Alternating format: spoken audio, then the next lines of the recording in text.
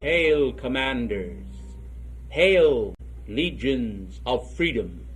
I come this day in living awareness of the light that is within thee, and I come that I might bring you into greater contact with that light, that the flame of freedom may be your own, and that as it becomes yours, it may be conveyed and passed to others who require it. I am reminded now of the saying quite common to mankind, that coming events cast their shadows before them. Let it be done now, that coming events blaze their light before them. For in man's time of karma-making action, mankind have unfortunately looked for the most dire calamities to happen, so that throughout the world there are those who thrive while intimidating mankind with the vibratory action of fear. This is not the intent of the ascended masters, for the word has gone forth, perfect love casteth out all fear, for fear hath torment, inasmuch as it is not the divine intent to see that mankind should suffer, but find their freedom from all pain. It is the will of God in this day that mankind be endowed with a greater degree of cosmic understanding, that by purifying their souls from the vibratory action of fear, they may rise into the arms of perfect love and so obtain their victory. Now the ascended masters with whom I serve are most practical men and goddesses indeed, insofar as the feminine aspect thereof is concerned. You are familiar, no doubt, with some of these blessed beings. This evening you will hear the precious words dropping from the lips of the Goddess of Liberty. I stand here now trembling with joy, and you may say to me, if you will, how can you, an ascended being, tremble? Note that I said trembling with joy in anticipation of her vibratory action released anywhere in the universe. For this magnificent woman of God, bearing the vibratory action of cosmic liberty, is indeed a soul to be honored, to whom I joyously pay tribute. Nobility itself, as it descends from the divine presence into the chalice of an individual, is a gift fairer yet than the most wondrous of jewels.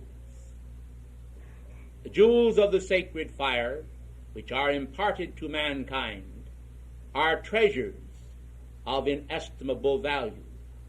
For who could place a value upon the sacred blue jewel given and conveyed by Archangel Michael as a source of God protection to the wearer? I ask you, who could place a value upon a holy amethyst charged with the vibratory action of the violet fire of freedom's love? Who could place a price upon a precious topaz? Blessed ones charged with illumination's flame. Do you realize then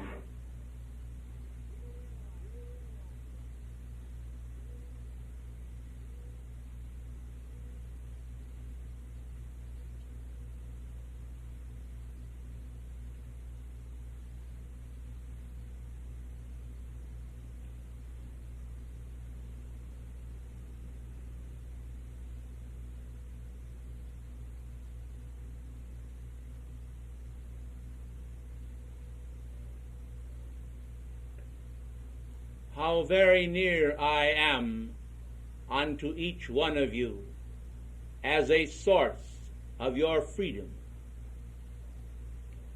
At first, some among mankind are slightly disconcerted, coming as they do from the orthodox faiths of the world, with the idea of an individual being the source of freedom. Well, blessed ones, I did not declare that I was the source of freedom, for I am but an exponent of freedom, and the momentum which I have conveyed to me from time to time comes forth from the Godhead, and is indeed the treasure of every life stream. It is my joy to externalize the flame of freedom, and I am but a vehicle through which the divine manifestation occurs. Understanding is required, blessed ones, by every individual under the sun, and I am certain that if all men upon earth were to have the Christ understanding which is given to the ascended masters, that all problems upon earth would cease to be. Therefore, in days of old, the admonishment went forth, with all thy getting, get understanding. I am certain that you must realize that it is but ignorance that acts when a man speaks and declares that words of truth are not being uttered through this channel. I am sure you must realize that it is but ignorance that states that the activity of the I Am Presence is but a human creation.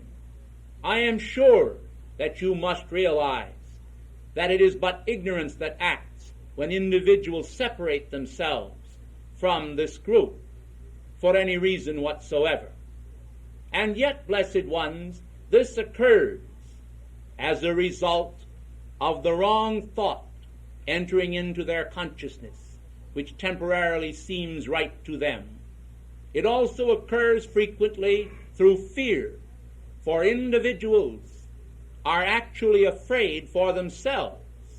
If they had the high divine courage which the great law demands, they would recognize that a holy motive, completely pure and free from evil intent, would not endanger anyone, certainly not their own blessed souls. They would realize that they could safely place themselves upon my altar and be assured of safe conduct unto the presence of God. And yet there are individuals who still seem to feel that I am but a legendary figure that existed in the Middle Ages and in medieval times, and was somewhat of a charlatan, a pretender. Well, blessed ones, I am not concerned with mankind's thoughts of error, for I have outlived many who have thought me a pretender. And I say this with no degree of pride, but I say it with joy in the immortal life which God has given to me, for I know that that which I have done, mankind also can do, and for themselves pierce the veil of delusion and obtain entree into God's wonderful kingdom, sharing then the joys which I share, and having those blessings become their own. If it were the other way around, and I had obtained all of these wonderful treasures, and mankind, even those who deem themselves my enemies, were to be denied these privileges, I should not rest comfortably in the ascended octave. But because I know that it is but a matter of time and circumstance ere all will come to the same knowledge which I have, I can bide my time in patience and wait for the souls of my enemies to acknowledge that God has loved me even as he loves them. Therefore I say with no hypocritical charity that my love goes out to the world to honor the flame of freedom for all mankind and to help and assist in the deliverance of mankind from the delusions of life which prevent the manifestation in their world of that God happiness which he intends all to share. Now I am certain that you do not require me to tell you today that there are multitudes in this city who would be benefited by this teaching if it were possible for them to accept it. But in view of the fact that only certain individuals are currently ready to receive it and to appreciate it, we must convey these jewels to them and be content to rest, knowing that each individual will ultimately be guided unerringly to the correct course, although we must admit that many are turned by the wayside into byways and thickets that are full of thorns and pierced by delusions, which indeed cause them much distress. The great law, blessed ones, is not a car of juggernaut, rolling over human lives and crushing out of them their life's energy. The great law is actually a law of divine mercy, but it has more than one facet. The great law, functioning in the plane of mercy, is beloved by mankind, for, as was said of old, it droppeth as the gentle rain from heaven upon the earth beneath, and is twice blessed, blessing him who gives and him who receives. But it is ever so necessary, if the law is to be properly enforced, that the law also function to see that the experiences of mankind which are discordant bring to them sufficient pain to attract their attention to the fact that they are not walking in a correct manner. Therefore, mankind must occasionally kick against the pricks of the great law, and by their own feeling of emptiness and loneliness, find that they must embrace the deity to a greater degree, for there is the only pathway that lies to freedom's gates and to the city of our God. So long as man pursues lesser goals, the range of his experiences must be confined to the mundane, and perhaps a little above that. But when mankind begins to seek with all of their heart to understand the compassion of the universe and to be identified with it, there is a change that takes place in the aura of the individual.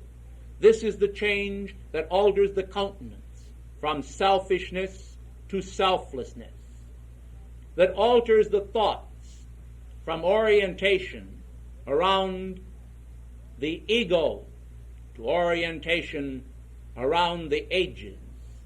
Do you see, beloved ones, the Ancient of Days, the Eternal Father, with all of his great love, has placed here in the world of form, as in the shell of an oyster, the sacred center of man's being, his blessed heart, and with the unfolding of his experiences, man finds that the grains of sand are trapped in the oyster, and that the pearl surrounds the center of his being, weaving in the grains of sand and covering them all with a wonderful iridescence, which itself causes the experiences to be transmuted into pure, milk-white, liquid light, and polishes the soul of mankind to become the pearl of great price, all out of the vision of mankind, or the range of their consciousness. I have watched down through the ages, and I have noted that obscure individuals have contributed marvelously to the spiritual development and worth of their community without ever being recognized in their time for any significant development whatsoever.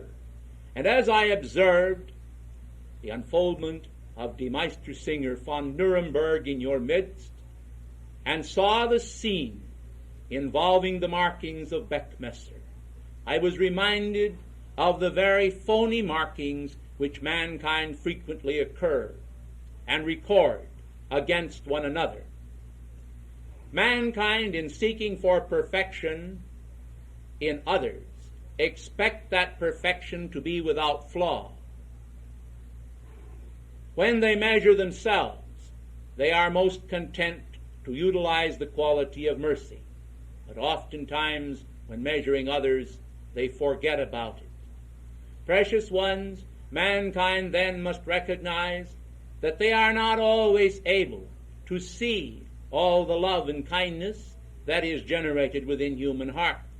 And in attempting to assess and to measure other individuals, they are so prone to err, which brings about a state of bondage. And this, dear hearts, is another subject that I would call to your attention. When individuals take upon themselves the office of judgment of another life stream, they immediately become responsible for that life stream that they choose to judge. And they become identified with that one and are sometimes called on at night to assist that one in a most unusual manner to try to find their freedom. Their divine self sees to it that their energies are engaged in assisting the one whom they are judging, and therefore mankind quite frequently find that the very people that they choose to avoid seem to continually cross their path, for by their judgment they are attracting this person or others that they fancy are of like ilk into their own world, for the law seeks to purify their own world and to remove the mote from their own eye and obtain for them their perfection, therefore utilizes other life streams in whom the negative quality may or not be manifesting in order to assist them to find their own freedom. This seems to be quite involved, but blessed ones, it is simply an outpicturing of the law, which often attracts to mankind the very things that he seeks to avoid. But I would call to your attention that herein I am referring to negative acts on the part of mankind, whereas if mankind desire to attract the spiritual radiance of God and to have positive benefits, they have but to ask their divine presence, and the gift shall be given. Human entanglements are most insidious at times, and yet mankind need not be brought under the power of any. For the great law itself seeks to free mankind from this type of foreign entanglement.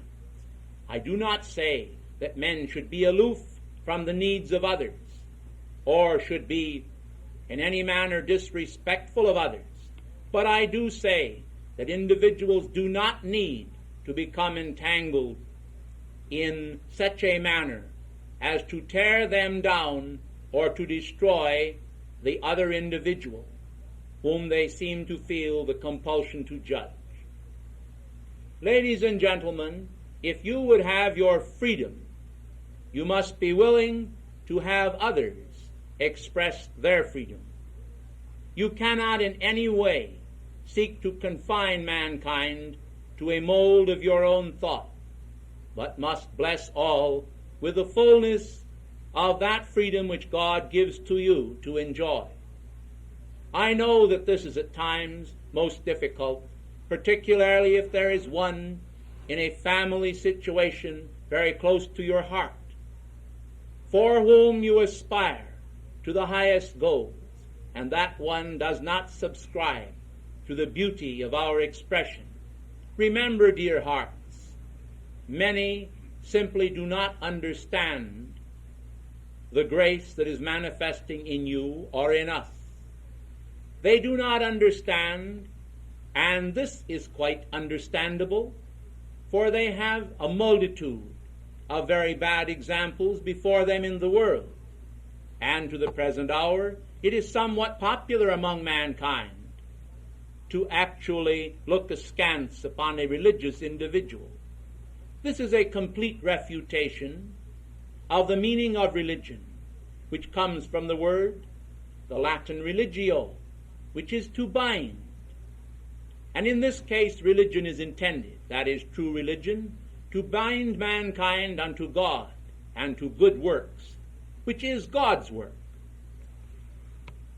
Blessed ones, you ought then to have your freedom from every individual upon earth there is never any need to be brought under the power and domination of some life stream.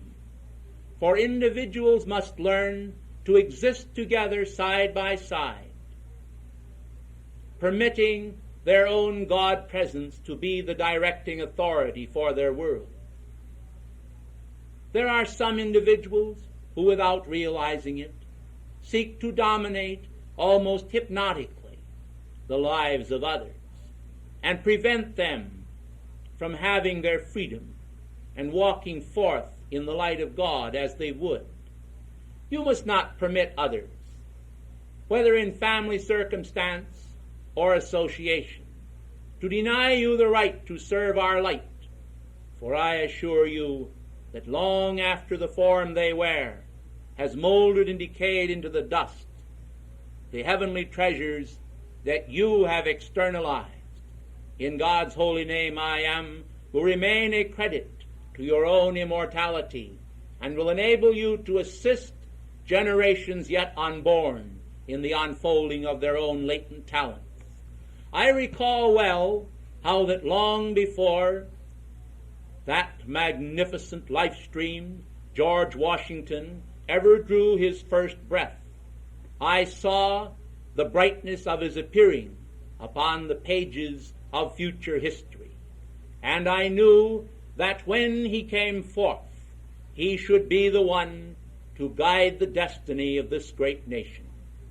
And therefore it was with rejoicing that I welcomed his coming and stood by his side throughout his embodiment, to reappear by his side much later in the experiences on the mountainsides of your own America. This blessed life stream,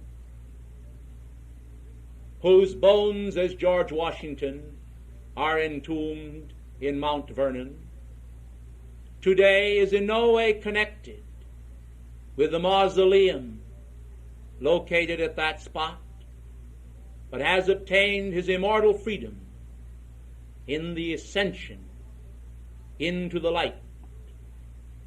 He is now indeed, truly, the father of his country. And those who follow me in the regeneration of this activity are his Minutemen and Minutewomen. For I have decided to also include the fair sex in this particular epitaph, a title with which I vest those who serve, men and women of the hour, who can recognize in current situations the struggles for survival that faced the men of Lexington and Concord. You must recognize that the battle for survival of this nation has not stopped since the last shot in defense of liberty was fired. But it continues to go on in many ways, both in ideological ways, in spiritual ways, and even in physical struggle. The very lifeblood and economy of this nation is often vampirized by foreign powers who seek to bring about the downfall of America and all that America stands for in the interest of personal greed, ignorance, and devotion to the atheistic causes of communism. It requires alertness on the part of every American to stand forth today and to face the hidden dangers which beset mankind. You must, blessed ones, not be overly confident and stride forth as though there were no hidden booby traps that sought to destroy your victory and all of that which you have won under such difficult situations in the past. You must stand with nobility of heart and soul, shoulder to shoulder with one another in the defense of freedom. Mankind must close ranks and not seek to bring about discordant situations, but seek to perpetuate the love ray of the ascended being. After all, blessed ones, you have had so many bad examples, and yet these individuals all resemble one another in some form or the other, whereas spiritual individuals who also resemble one another are made in the similitude of God, in whose image ye were all declared to be created. If today mankind are a far cry from that wondrous first creation, then I say the fault lies not with the stars, nor does it lie with his divine intent, nor does it lie with the ascended Master's octave, or with this activity, or some outer expression of mankind, but the fault lies directly within the thought processes of the individual, and the fact that that individual has opened the door to permit human discord to come in and blind him at the moment when he should have been calling for more light upon his own pathway, that he might see the truth as it stands before him. I would like to call your attention today, in the holy name of freedom, to the fact, blessed ones, that I am well aware that there are times when you may seem to despair of having accomplished anything significantly in your life. This is a most understandable situation, for the entire universe groaneth and travaileth together in pain, waiting to be delivered of the complete Christ ideal of perfection, and mankind in their struggles are quite frequently bearing the pain of the entire world upon their own psyche, manifesting then a certain internal dissatisfaction. They become a prey for the sinister force which seeks to take advantage of each such situation and turn it into defeat for the individual. It is necessary then that each individual shall be alert and be aware to the significance of this. This is a mental and spiritual battle for the minds and hearts of men. Quite naturally, they are going to project their thoughts at you, for the only way that they can affect you is by getting into your mind and consciousness and causing you to accept the rationalization which they project at you. You are then encouraged by them to accept the real. And for what purpose? Moria has referred to a thrust for a purpose, and I am certain you recognize that their thrust is also for a purpose. Yes, your own defeat, to tear you up, to destroy you, to cut you down as before a scythe, that they might glory and gloat over the grass that lays then dried beneath their feet. Blessed ones, you may wonder why such testers and such iniquitous manifestations exist in the universe. Well, I am certain you understand that there is nothing made that God has not created, with the best of hopes for all, and yet through the misuse of free will, individuals have woven nets of deceit for themselves and have created and linked together a so-called almost Frankensteinian monster, which is the sinister force linked together from the most evil appearances of all men's imaginations.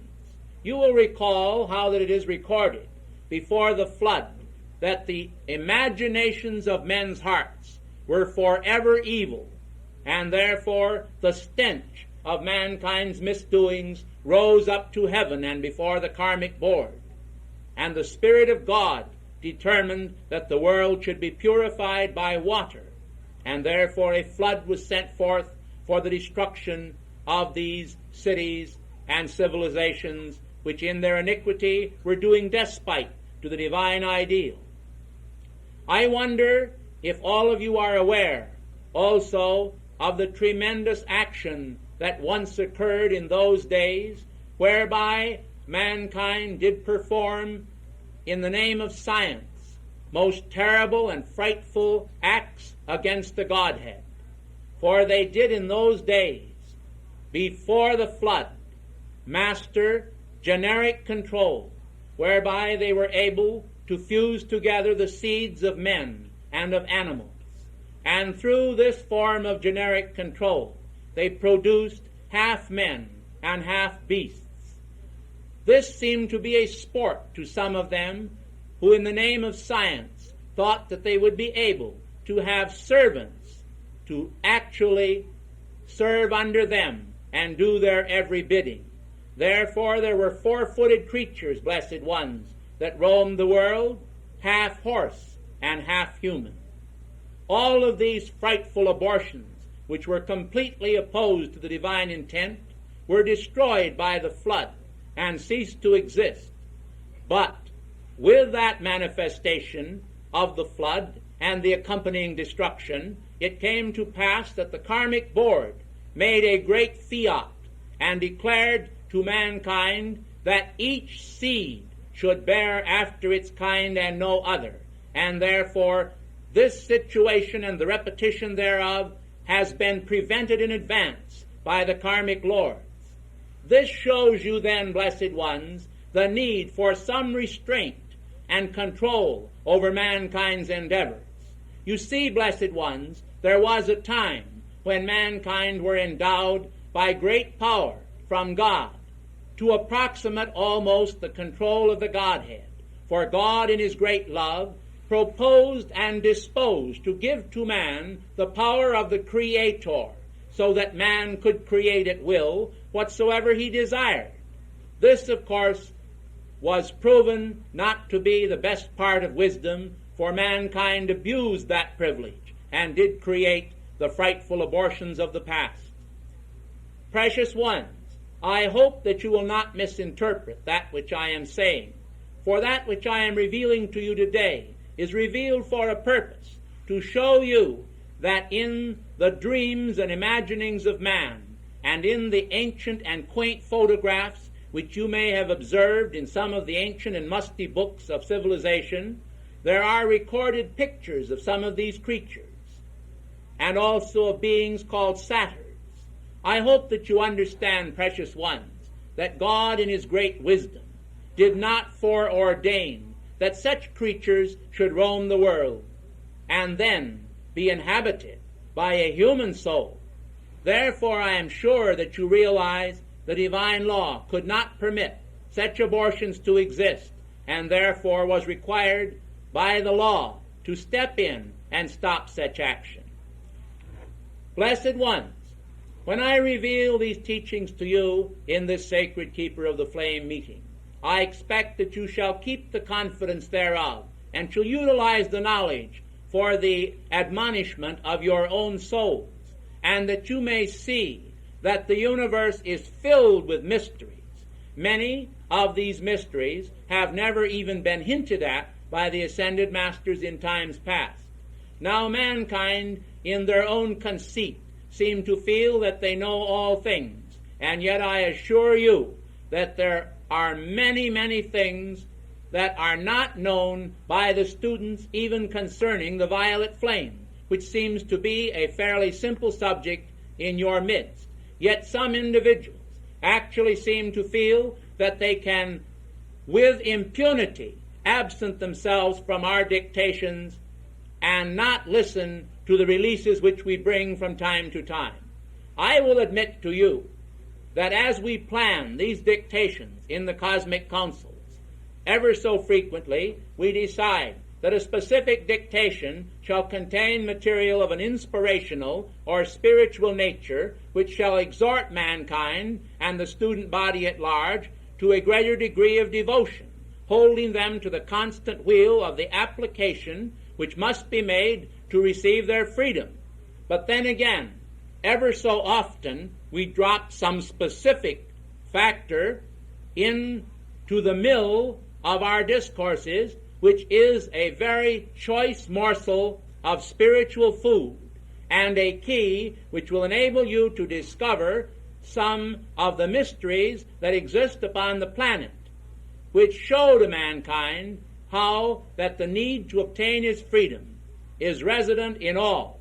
For no one that is embodied upon this planet today has yet won or obtained their complete freedom. All those that are here today in physical embodiment, except for certain individuals who have raised their body to a tremendous state, which is an entirely another subject, are yet waiting their release from some form of bondage into the freedom of their own ascension in the light.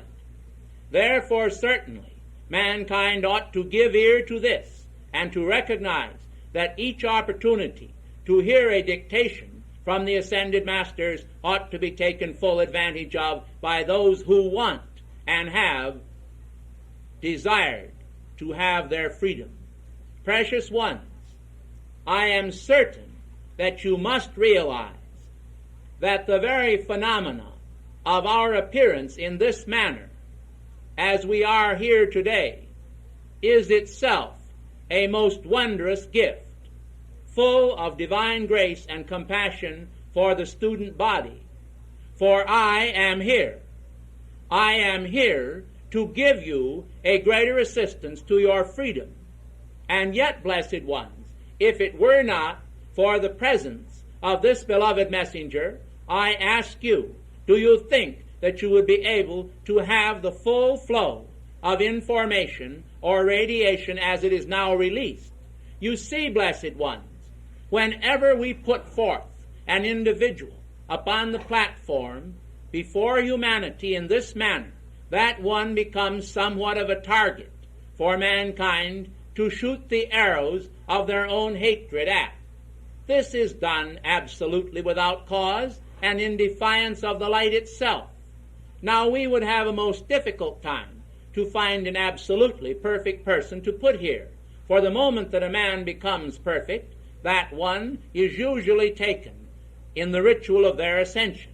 And therefore it is most important for you to realize that those who are placed in this position are ever so frequently raised to a very high state of consciousness ere the close of their embodiment. And therefore they are sometimes in a position whereby a mere expressed wish they could at a moment vanish from before your eyes and cease to perform the function which they presently then would be doing. Do you see, blessed ones, how then mankind ought to be grateful for each opportunity to hear these dictations and to be a part of the great release which we are making this afternoon? In the holy name of God, I say, do you realize how many people have been contacted by the teachings of the I Am Presence, who have actually turned aside from that presence? And I assure you, blessed ones, that those individuals will never know any genuine peace until they return to the fold of their own God presence and acknowledge that presence as supreme in their world. As your knight commander, I am not concerned for the glorification of myself or of beloved Moria or any of the ascended host, for we have been glorified far more by the power of God than most men ever dream of, and far more than to permit any human action to detract from his light, which is our own. Therefore, blessed ones, we have no need for the adulation of mankind. I have heard many individuals say to me, I love you, Saint Germain. I love you, Saint Germain. I love you, Saint Germain. And then turn the cold shoulder upon some individual who has a tremendous love for me. This is a brother turning the cold shoulder to a brother who is equally dear to my heart. Do you see then, blessed ones, that until a true spirit of cosmic unity permeates the atmosphere of the entire fraternity of the Keepers of the Flame, the full release of that spiritual substance of the Ascended Master Octave, which will completely unify by light the entire activity, cannot occur. Therefore, each time we take in an individual or initiate an individual of lesser consciousness to the general level of the entire group, we are in one sense detracting from the benefits of the whole. And yet, it is our wish that this be continually done. for we are sharing, as you are, the great love of our hearts with all who come to us for admission, knowing full well that in the due course of time, if they will be faithful with their application, they will win their freedom. No man can be denied his freedom who will faithfully follow the law itself, for the law is the law because of its accuracy, and it cannot err. Therefore you may be certain that regardless of outer appearances, or the words of any individual, or any voices whispering in your mind, that you shall obtain your freedom if you shall accept the truth of our words and shall walk in full faith before the heart of your own divine presence. If you cannot be denied this blessing of the ascension, if you insist upon walking our way and insist upon turning away from the discord of the world, is it not true then that you must receive your ultimate freedom? Why then will mankind give ear to those voices of the night that whisper into their consciousness, seeking to destroy their faith in their divine presence? And as I said before, for what purpose? For a purpose that must come to naught. Give ear then only to truth and to the words of the ascended masters, to the Christ consciousness, to the flame of life that shall never go out, that blazes within you. And I am certain that the forthcoming year shall be one when the fruits of freedom will be piled upon the harvest table, and mankind, even in this activity, shall rejoice as they see each significant accomplishment being tallied up before the karmic board as they step in the salvation of man. You are no doubt aware of the fact that over the years there have been gross inequities practiced in this nation against segments of the population. With the signing into law of the Civil Rights Bill, mankind have been given a very great assistance which some sections of the world do not appreciate as much as others. But I assure you that it is necessary for America that there shall be complete freedom throughout this land, for no man, nor woman, nor child can in any way be considered responsible for their own birth. Although it is true that mankind have made their bed and must lie in it, we do not in any way, under the mercy of the great law, blame any individual for the fact that they were either born into poverty or into shame or into any situation which others may deem not as desirable as their own.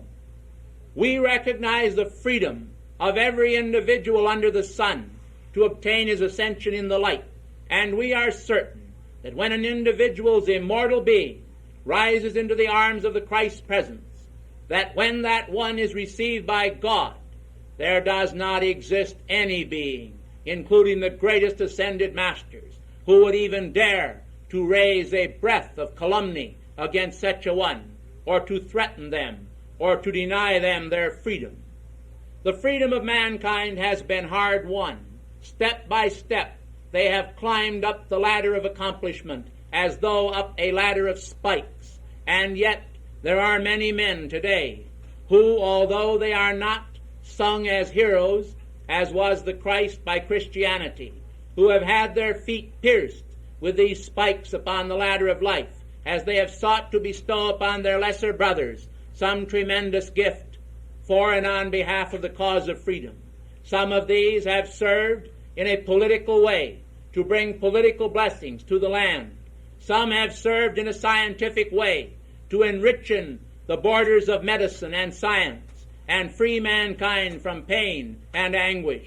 The arts of healing have been enhanced throughout the past few years, and spiritual healing has also become a greater assistance to mankind as new techniques have been discovered and developed in the forte of the individual.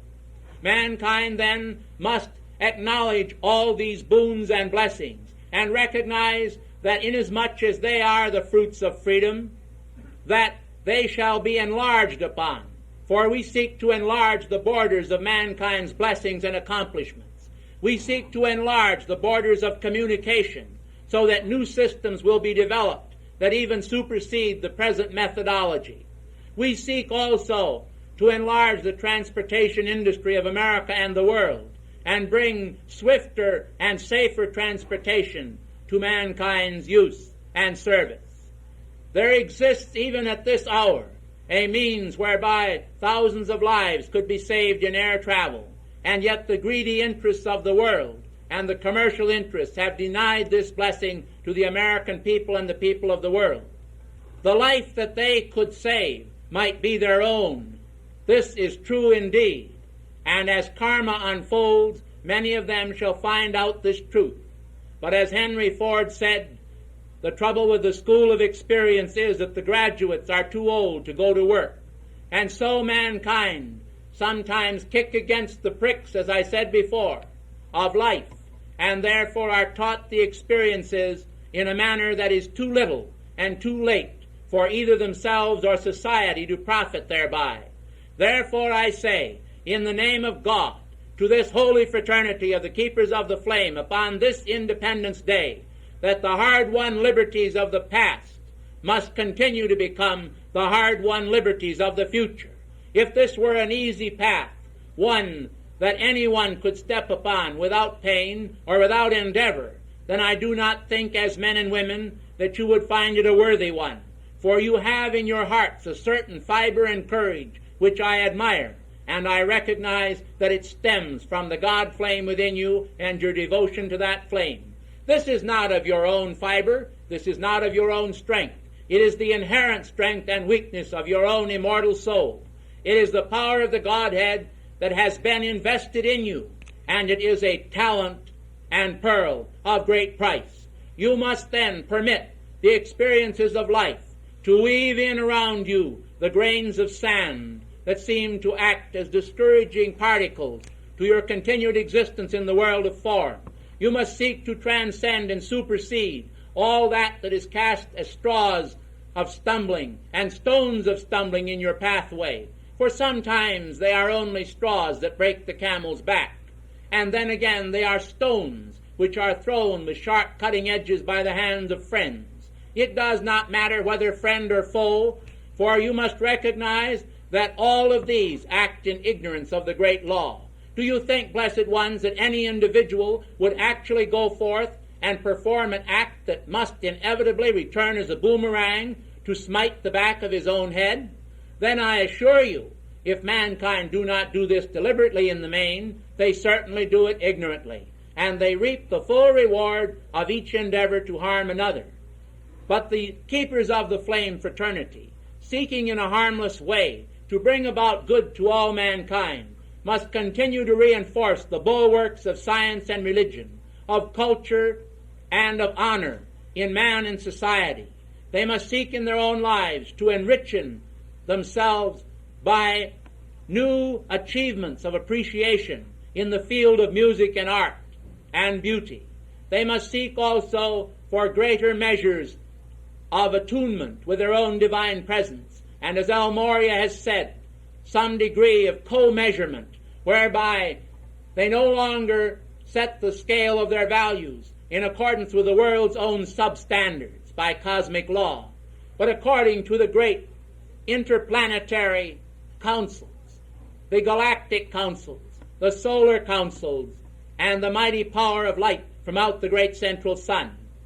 There comes now, at the close of my address, into our midst on this Independence Day, a messenger from the great central sun. This great central sun messenger is clothed with a most wonderful sheath of blue-white light, a swaddling garment, as it were, that completely enfolds his being, until the only part that is visible of his being are his two hands and his beautiful countenance. His countenance is like the sun itself, shining in splendor. And as he comes into this room, I am reminded of the face of Alpha himself, for he wears yet the radiance supernal of Alpha, having come of late from his very presence. Therefore you are blessed that this great central sun messenger will bring into this room on this Independence Day a scroll of light containing a fiat for the golden age. This fiat is going to be released to the Lord Maha Chohan, and he has been charged with the responsibility of admonishing you under the proper circumstances as to just what you can do to cooperate with this fiat. Whether or not he will reveal its content in its entirety or in part, I do not yet know, for it lies wholly within his province. But I know that it is being attached to the sacred fire jewel which he placed here in this room before this conference and will remove when the conference is concluded. Therefore, blessed ones, you have been honored this day in a most significant manner, for there are many spiritual souls of great light all over the entire planetary body who would love to have the treasures that have been released to you this day, and yet they have them not. But in one sense they do, for the light that is released here can be spread over the entire earth, and I am so hopeful that by your wish and decree made to the Goddess of Liberty this evening, you will share all of your spiritual treasures with the infinite ones that are spread abroad around this planet. Do you know I did not err when I said the infinite ones, for these individuals are as much a part of the infinite one as ye are. They have yet to win their freedom and their understanding, and they are very hidebound in their own traditions. But that does not matter, for when they come to the light and are cut free, they will be every whit as good a servant as ye. Of that I am certain. And now, as I conclude this address, I have a point of passing interest which I would give to you, conveying with the fullness of the love of my heart. There is an individual in a state quite far from here as ye count space, who has served me for many a year with a tremendous increasing devotion to the light. And inasmuch as we are not this year conveying knighthood upon any, as a group en masse, I have decided, because of the tremendous love that this individual bears, to make him a knight of the Order of the Keepers of the Flame. I do not intend to announce to you his name, but I shall tell you the title which I shall confer upon him. He shall be known as Sir Valiant, and he shall receive from me a communication testifying to the truth of this. Nevertheless, I do not propose to make his name public, for I wish no element of jealousy to be given to mankind. This individual is not in this room, or in this state or area, but in another place, and I wish to pay him tribute in passing in your midst, that ye may know that I take note of each act of devotion and love that is proposed by man, that is disposed by God through man, and that is desired by mankind in the interest of the expansion of the flame of freedom, for the glory of America, for the sustaining of the light of freedom over the entire earth. For the holy cause, I say, let us stretch forth our swords of light in defense of holy truth. Let us not quaver or waver in our unerring aims toward God. Let us not, in those moments when human discord and viciousness is projected at us, for it is also projected at me, for ye are, in a sense, myself extended here, in any manner submit to all things that are less than truth. The high standard of cosmic virtue must par excellence be given to all, and all must become a part of that holy excellence. Therefore, blessed ones, I say, in the name of divine freedom, let us cry together, Excelsior! Excelsior! Excelsior! Excelsior! I thank you in God's holy name, and I bid you good afternoon.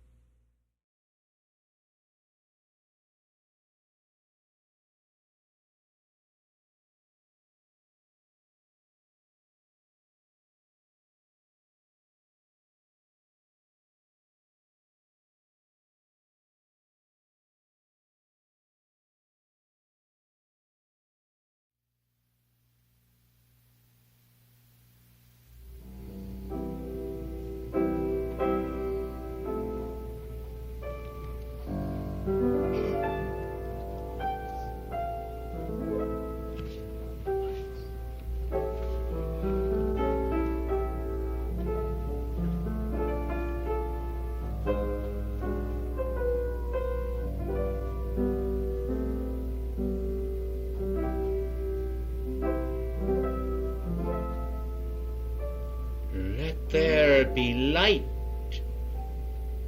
and let it expand, flooding forth in God's name I am, the power to illumine thy soul with his radiance that will make all men whole. O blessed ones, as I come forth and step across the threshold from our octave into thine, I bring with me legions of light to illumine the world with the star of the mighty presence of God coming through the doorway ajar to the world where all is light. In the cave of symbols is anchored light, but in the mighty cave of light there is that pulsating white light that changes the garments of man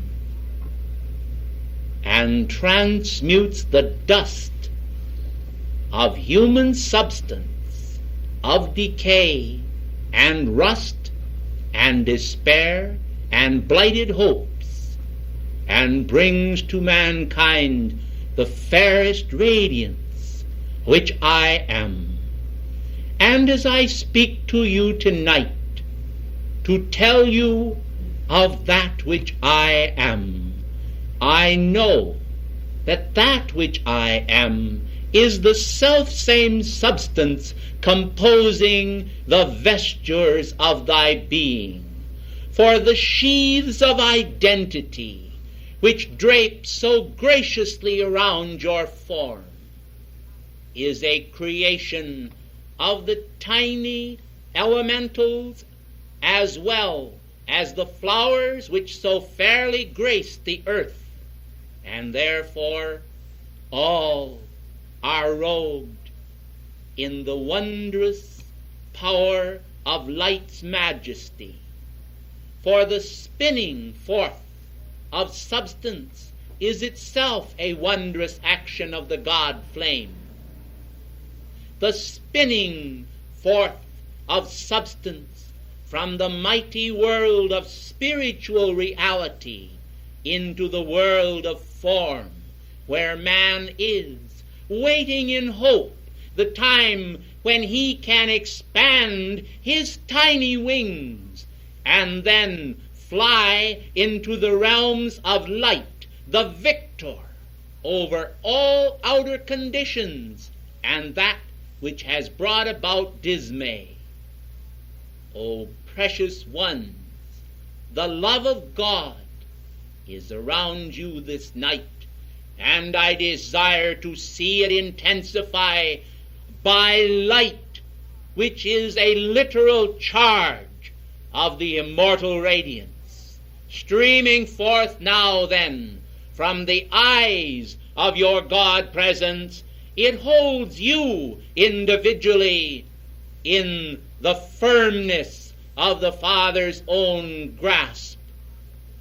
O precious ones, when doubt assails you and you fear the void of that which is unreal, know that the crystal clear mind of God encompasses all things. And this I say of the farthest star and segment of universal consciousness.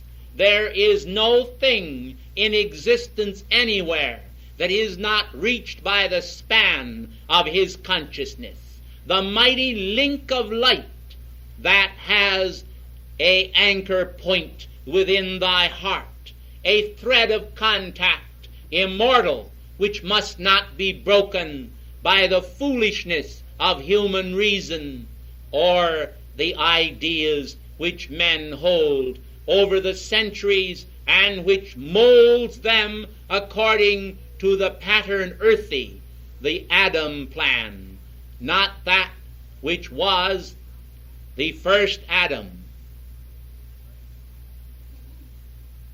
Let them then be robed in the power of the second Adam, the Lord from heaven, Adam Kadmon. I say, O thou Holy One, thou mighty rushing wind of the Holy Spirit, strip from these blessed chelas the dried elements of their consciousness, those crystallizations which have not brought them comfort.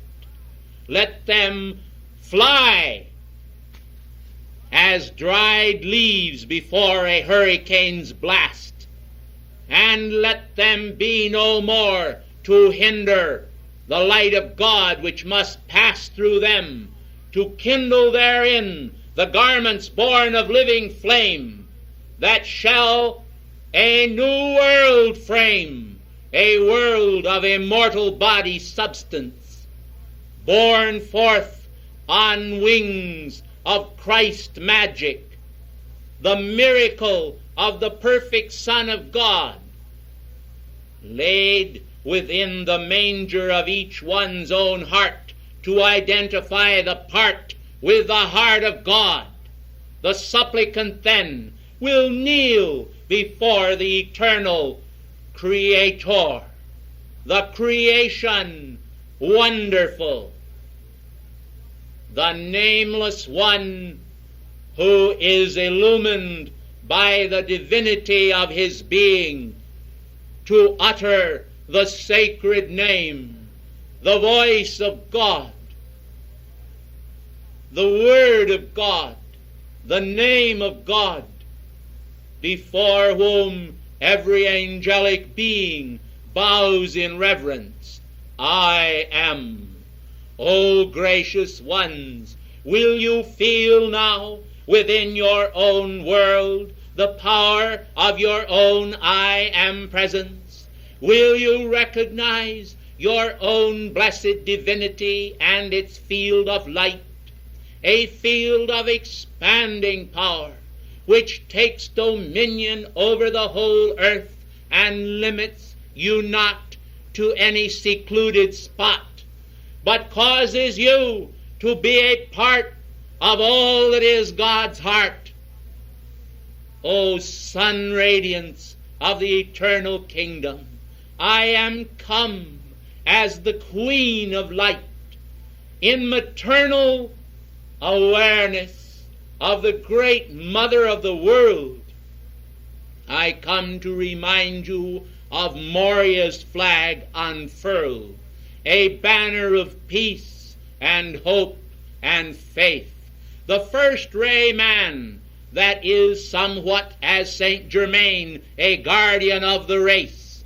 In his face you see traced there the lineaments, the lines of consideration for mankind, the joviality, the conviviality of spiritual effulgence overflowing from the chalice of his heart and causing all men to start again, the wondrous race that leads to the finish line where man has regained his own rightful state and sees and perceives the crystal clear mind of God, the mighty power of the fire mist that dissolves the illusions of life and causes the wonder of God's kingdom to be manifest in the individual eunuch who bows before God only to be raised and crowned a son of light.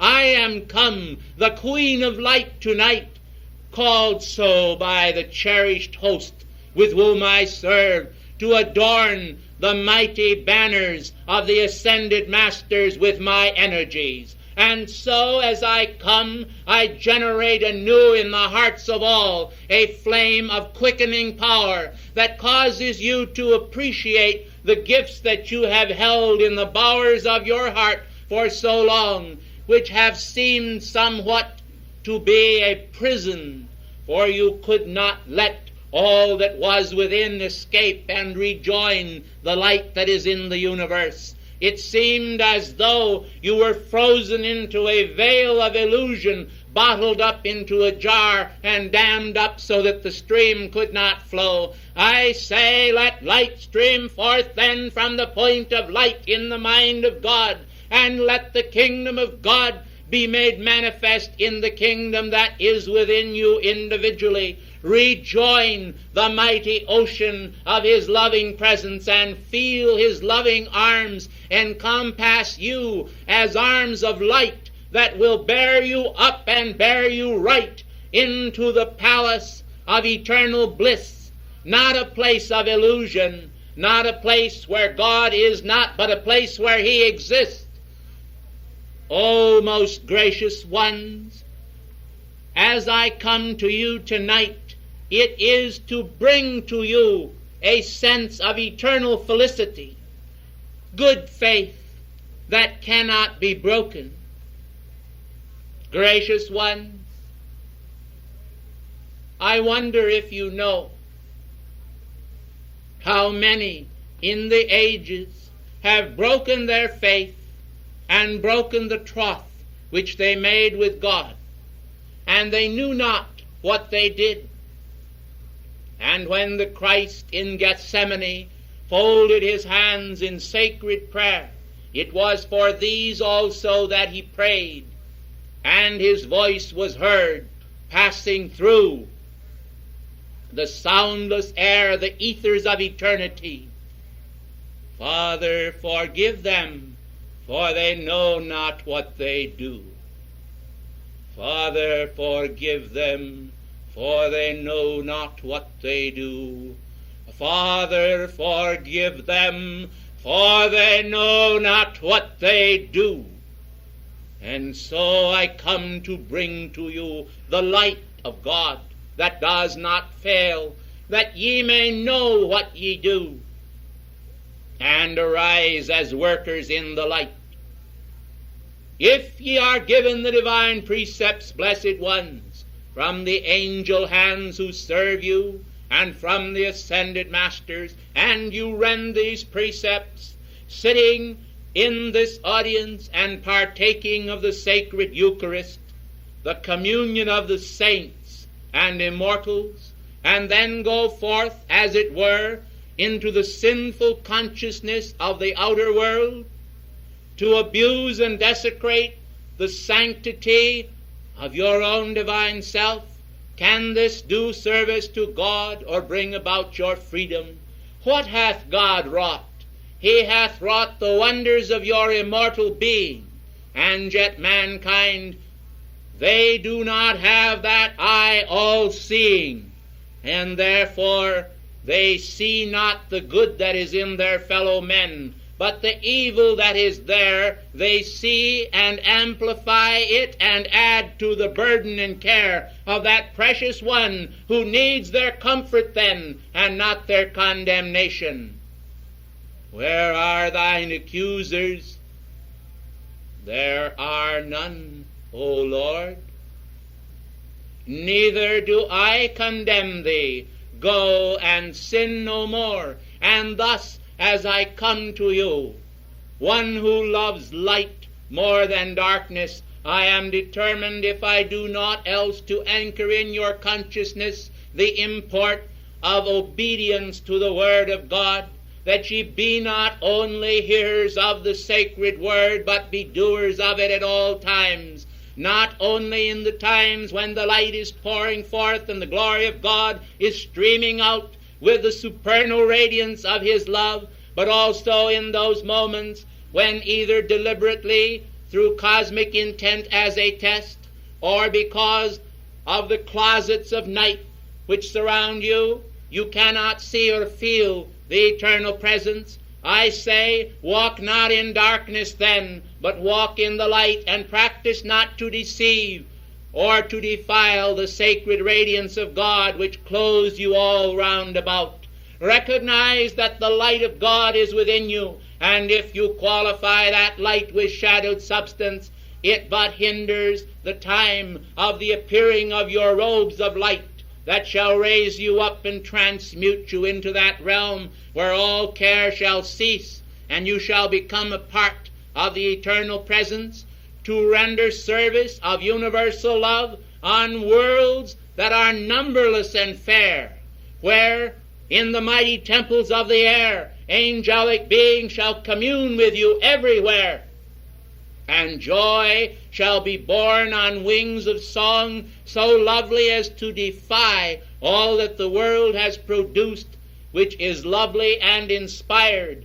But God's power, blazing forth its light with paeans of fire, brings forth the celestial right of man into reality, a dawn that sweeps swiftly toward the zenith, and then unto the setting of the perfect day, when the full-orbed splendor of each man and woman arrays them in the Christ robes that are the regenerative power of light, the sun presence, the eternal sun robing each one, and bringing then to others who have just begun to see the dawn of consciousness within their being, a new sense of service and love. For you shall serve above as you have been served, and be a part of the celestial realm, no more to go out from the city fair, the city foursquare, where the light shines forth from every side, and all is purified and good. Then, blessed ones, the universe shall be understood within the cube of your being, and within the circle, and you will know the meaning of Saint Germain's own blessed admonishment concerning the squaring of the circle. The rhythms of the universe are so magnificent, so glorious, so precious. I ask you, blessed ones, that you clasp your hands now together as in an attitude of prayer. I ask you to pause, for what I have to bring is not yet complete, but it shall be.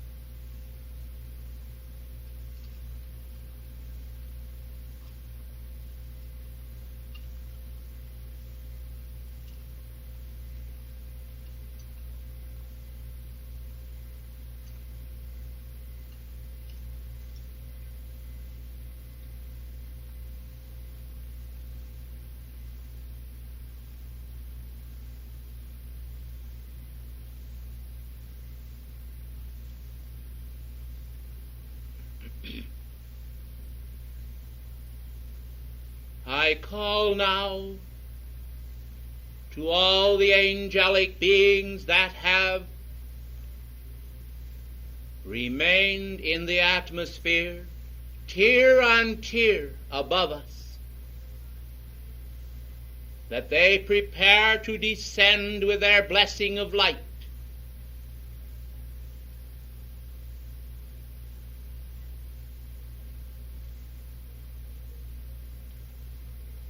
Angels of light from Michael's band descend. Angels of light from Jophiel's band defend. Angels of light from Chamuel's heart appear.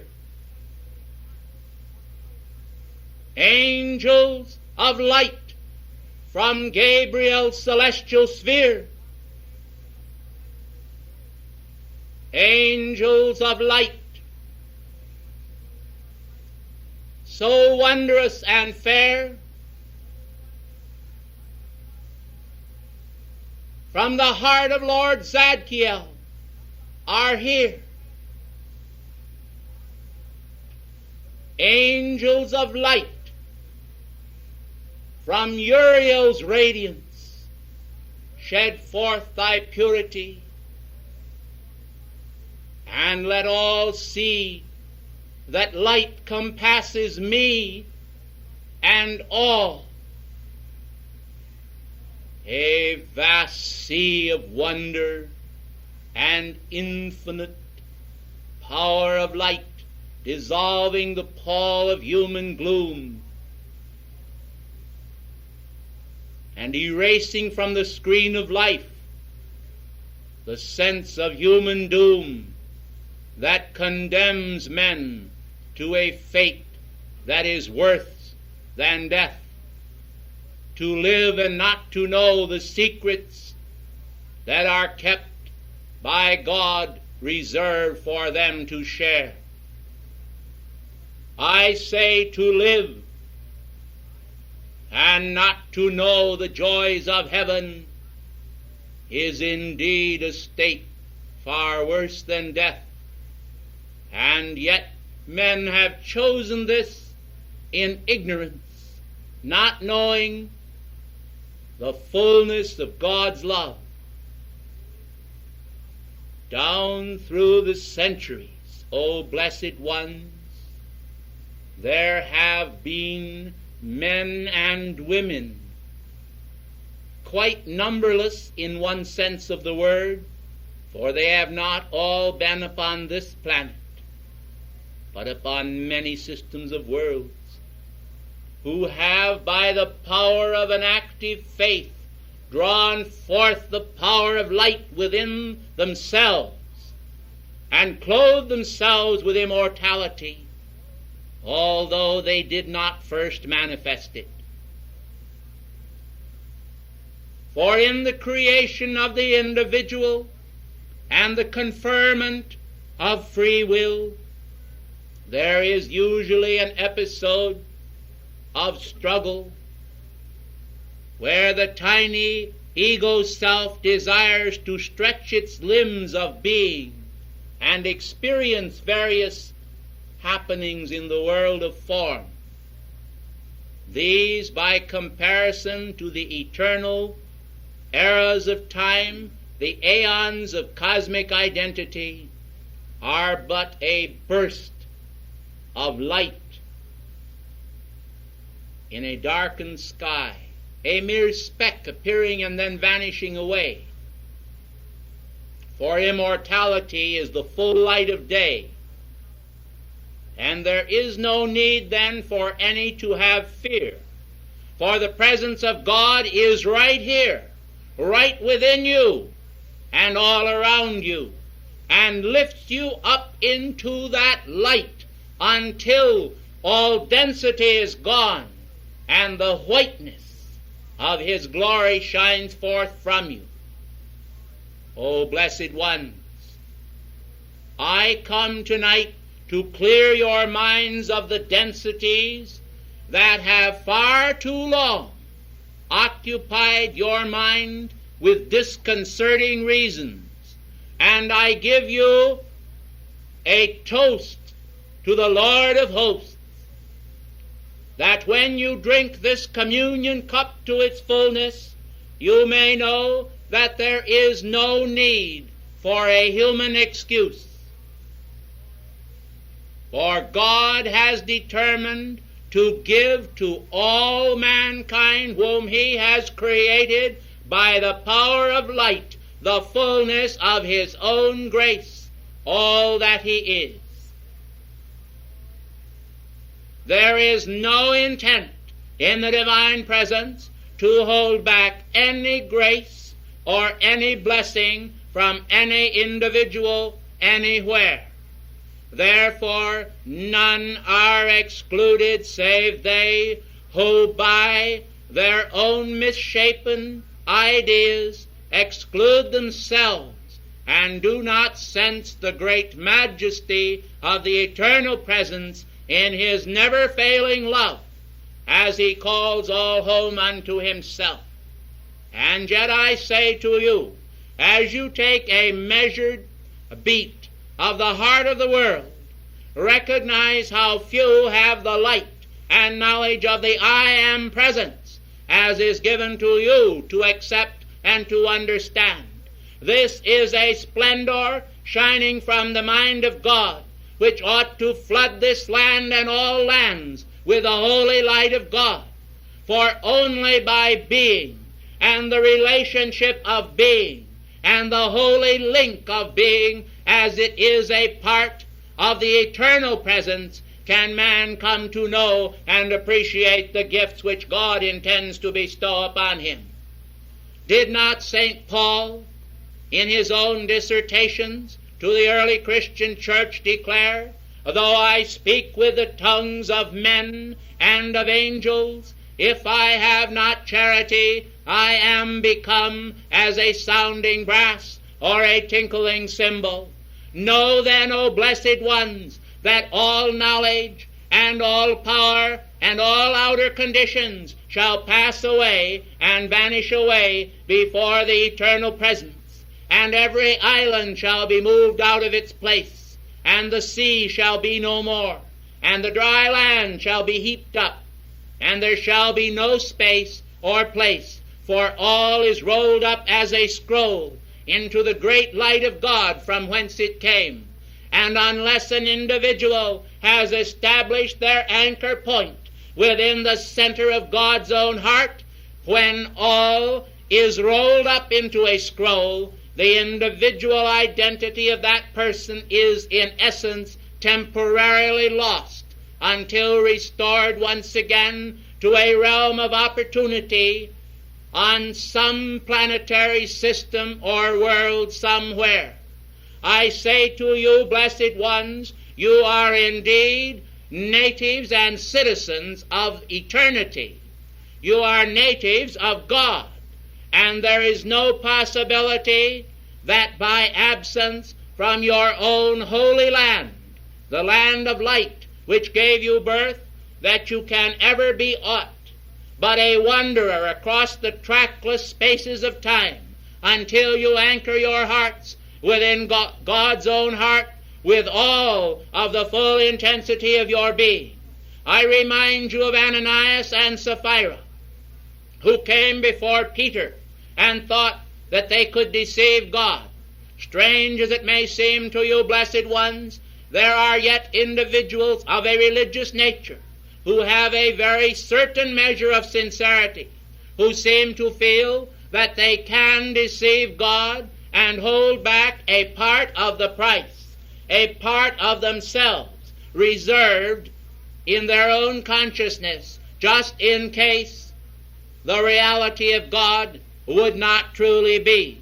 There are individuals who feel that they ought to serve some religious activity because they believe there is a possibility of God existing, but they entertain secret doubts as to his reality.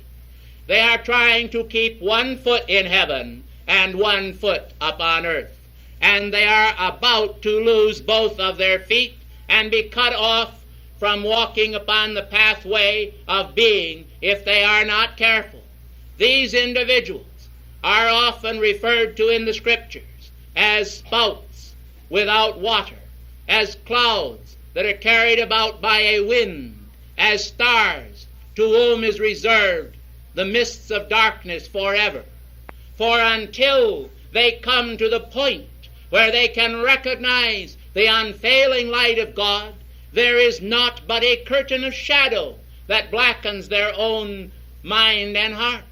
You see then, beloved ones, these individuals who were cherished as you are by God and need and require the great loving ministrations of his hand, need the holy prayer which can come forth from your hearts in order to give them their freedom. They cannot possibly come to the knowledge of God without a special boost, an assist from your octave that shall enable them to have and to know the wondrous treasure which you have and share.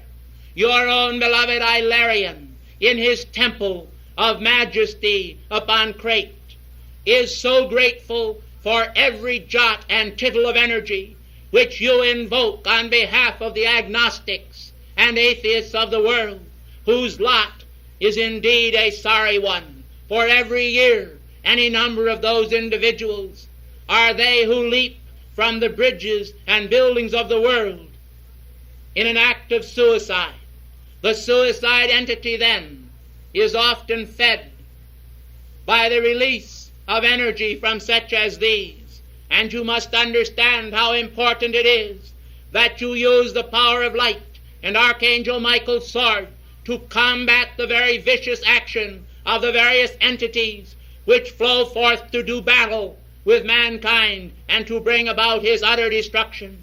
Now, blessed ones, it is indeed a great mistake and error for mankind who are aware of the wondrous, all-seeing eye of God and the love that God has in his heart and the beauty of his creation to not recognize the elements of human creation which have brought about every single act of misery that has ever been created upon this planet or any other part of the universe.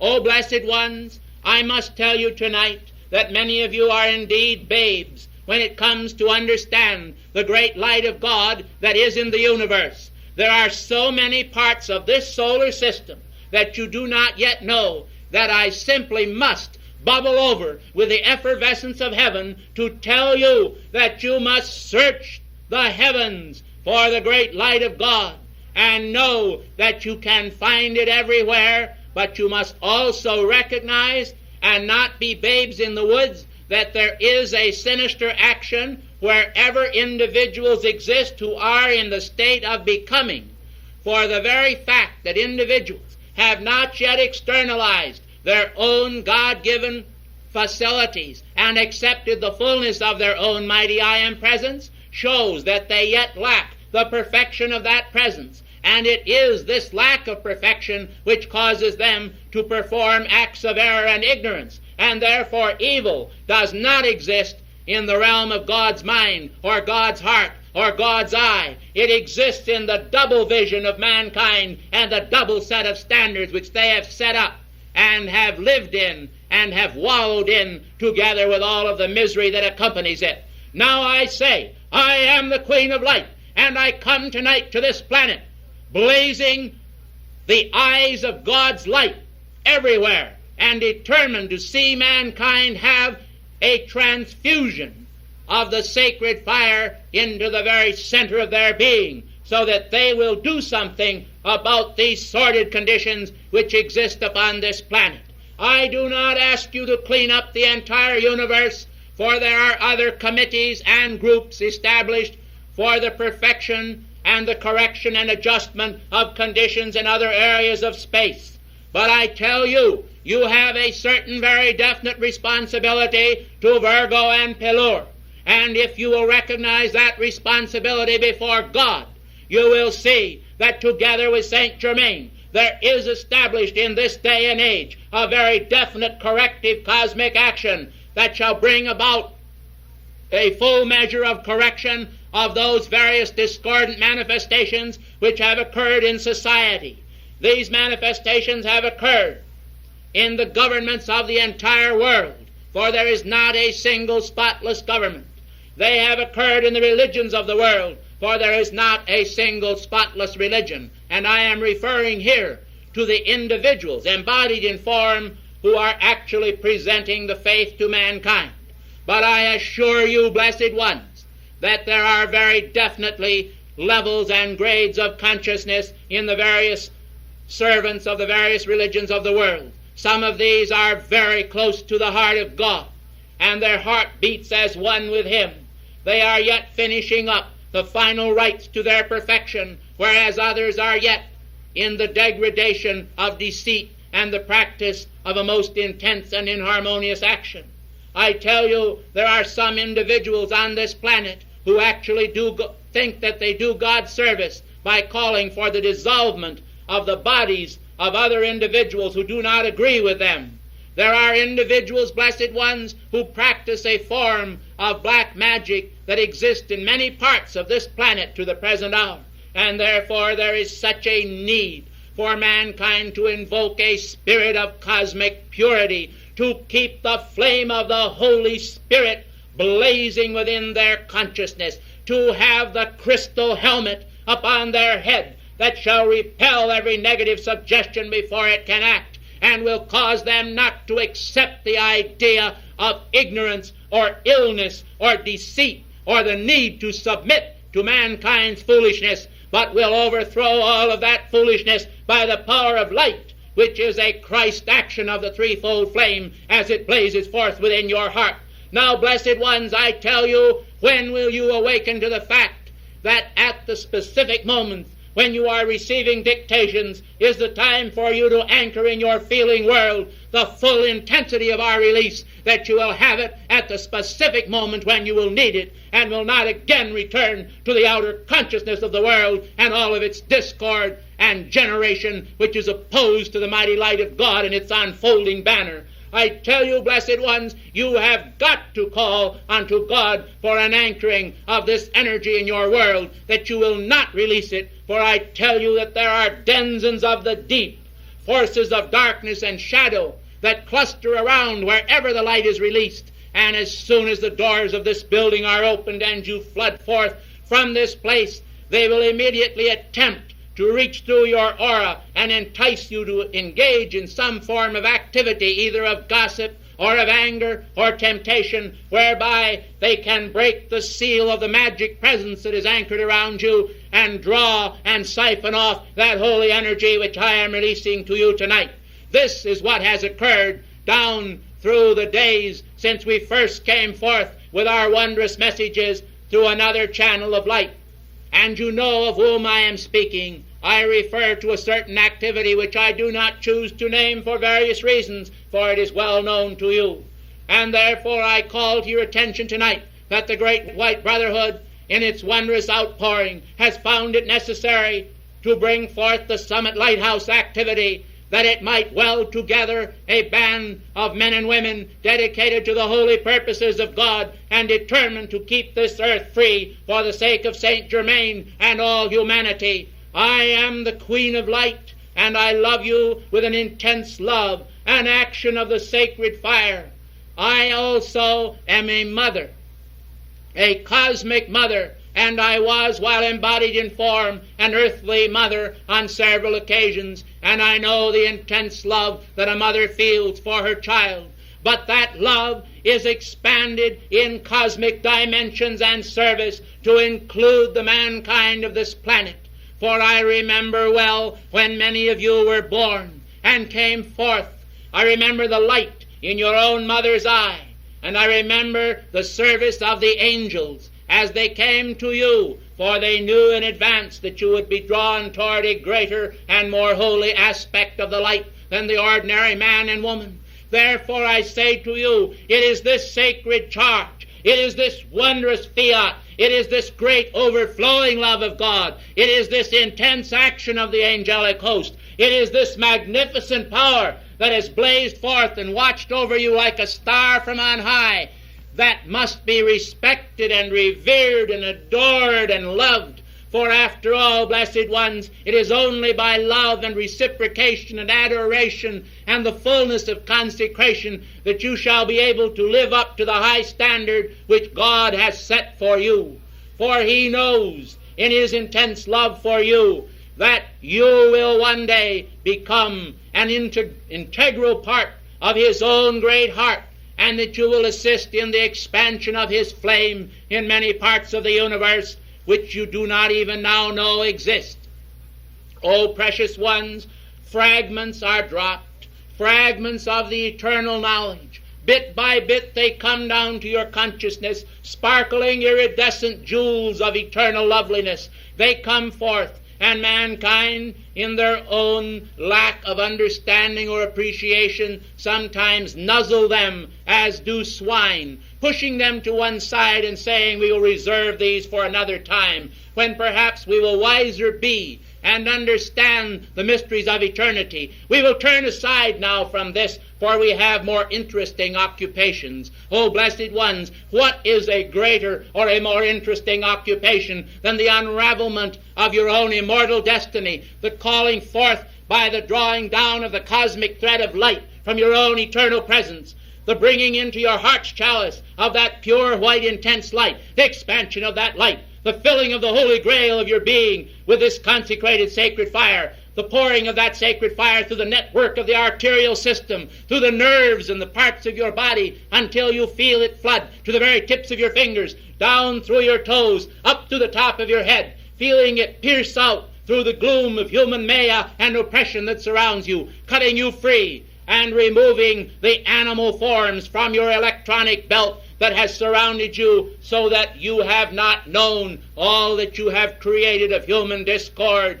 You do not realize the terrible, intense action of the sinister force that has often deceived you by ignorance and caused you, when you thought you did God service, to do him great disservice. O blessed ones, the light of God is the light of God, and in that light there is not any shadow whatsoever of turning. When mankind think that they are justified in performing some act by a rationalization of why that act was necessary, and that act is directly a breaking of the eternal covenant, I tell you they shall not escape until they have paid the last full farthing of the law's requirements. Blessed ones, one of the greatest and most discouraging aspects of the present manifestation of Christianity is the fact that they do not understand the meaning of atonement as at one-ment.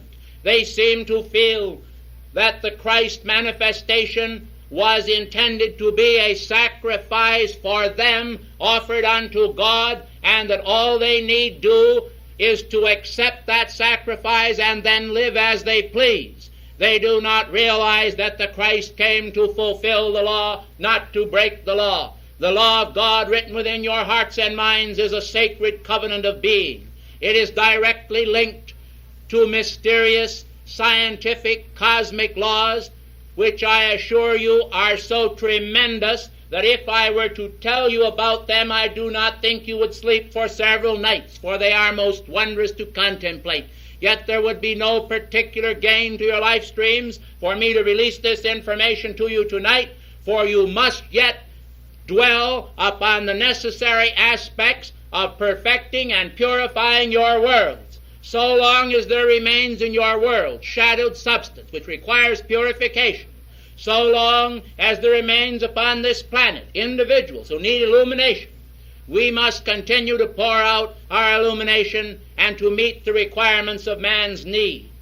There are curious individuals who have some form of quirk where they desire to know everything there is to know about the universe, and yet with all their acquisition of knowledge, they have not performed the necessary steps of the purification of their worlds. These individuals must awaken to the truth of their being and recognize that seriousness with God is the fulfillment of the great law. We do not say that you need not laugh, that you must close your consciousness to the idea of happiness. My dear ones, to be happy is also godly, but you must not deceive yourselves and walk in darkness when the light of God is all around you, and the light can only serve you by cosmic law as you serve it. Therefore, tonight I have brought to you a specific action to intensify the power of God within your minds, to let you see the crystal clear aspects of His law, so that in this Summit Lighthouse activity you will become an integral part of the great white brotherhood through living the breathing out picturing of the kingdom of God upon earth. This means that you must discipline your being and not incur the displeasure of the cosmic law by manifestations of anger or impatience or human discord or fault-finding or complaining or recognition of mankind's faults. You must walk and shake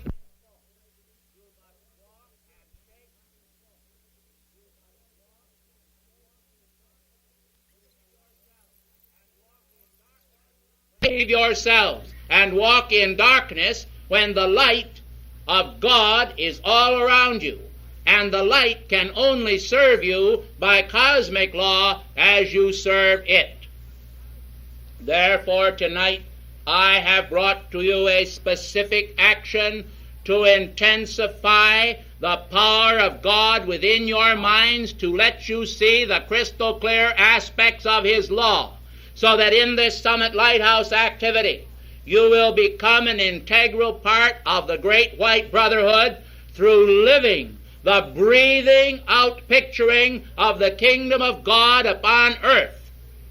This means that you must discipline your being and not incur the displeasure of the cosmic law by manifestations of anger or impatience or human discord or fault-finding or complaining or recognition of mankind's faults. You must walk and shake the dust of the road from your garments and purify them with the immortal radiance of eternity. And then you will hear the strains from home wafting to you over the eternal ether waves, descending to you through the heart of the Master from insular space. You will feel the power of the angel Deva of the Jade Temple. You will feel the power of the regenerative Christ. You will know why the great golden eagle from Venus had a part of its body of violet substance. You will understand what it means to be a Lord of the Flame, as the seven holy Kumaras. You will understand that we are from time to time periodically intensifying the action of the Summit Lighthouse activity, as we are doing this night, for a specific and holy purpose. And you will recognize the part that you are to play initially in that purpose. I do not say that you will know all that you shall be, but you shall know that which you ought to be now, and you will begin to externalize that action of light until you yourselves can be a vessel in the Master's hands to bring forth peace over the land, that wherever you move, there may flower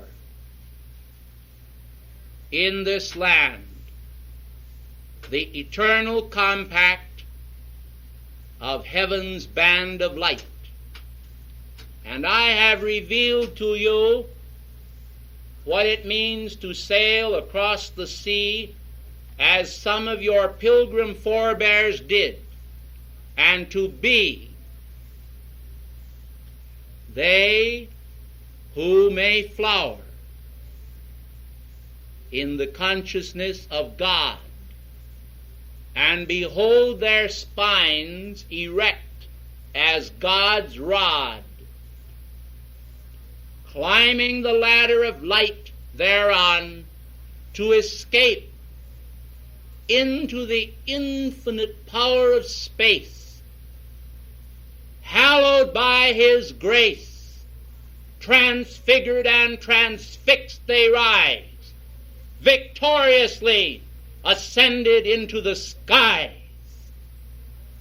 one with God, a majority well done.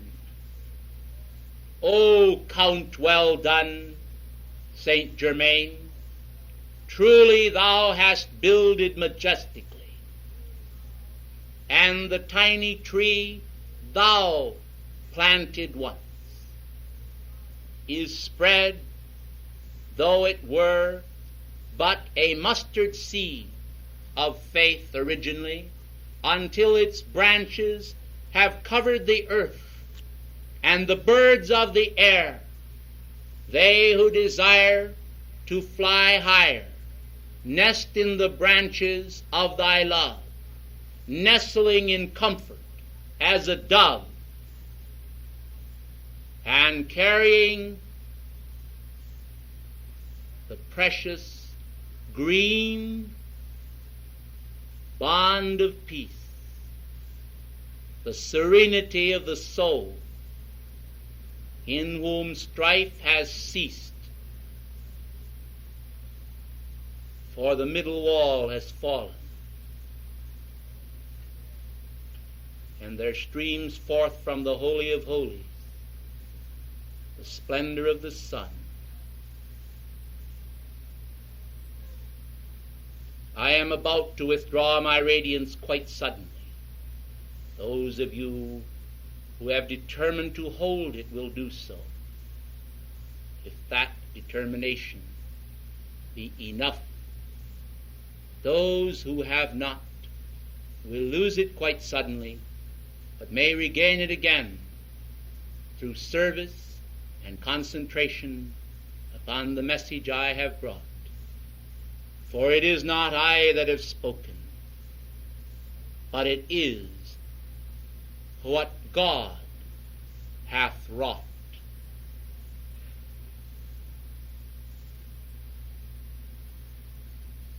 Thank you,